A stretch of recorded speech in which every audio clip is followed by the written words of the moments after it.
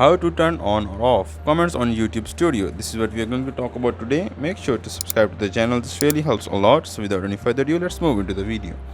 First of all, open YouTube Studio app on your mobile.